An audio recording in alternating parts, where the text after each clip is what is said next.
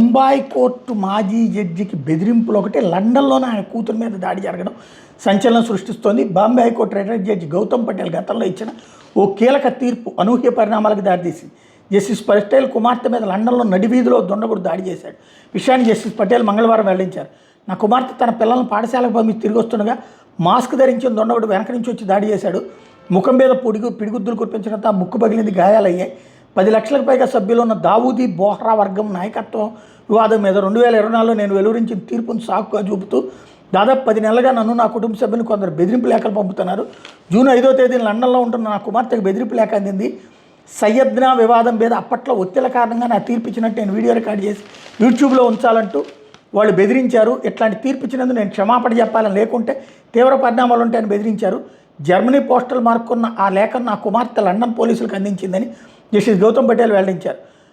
అసలు గొడవ ఏంటంటే 52వ సయ్యద్నా మహమ్మద్ బుర్హానుద్దీన్ చనిపోవడంతో ఆయన సోదరుడు ఖుజైమా కుతుబుద్దీన్ 2014 మొదటిసారి పిటిషన్ వేశారు. బుర్హానుద్దీన్ రెండో కుమారుడు 53వ సయ్యద్నాగా బాధ్యతలు చేపట్టాలని ఆయన వ్యతిరేకించారు.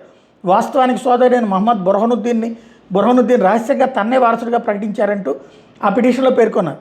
2024లో జస్టిస్ గౌతమ్ పటేల్ సారథ్యంలోని ఏకసభ్య ధర్మాసనం దావూదీ బోహ్రా వర్గం 53వ పెద్దగా సయ్యద్నా ముఫద్దల్ సైఫుద్దీన్ నియామకం సక్రమేనంటూ తీర్పు వెలువరించింది.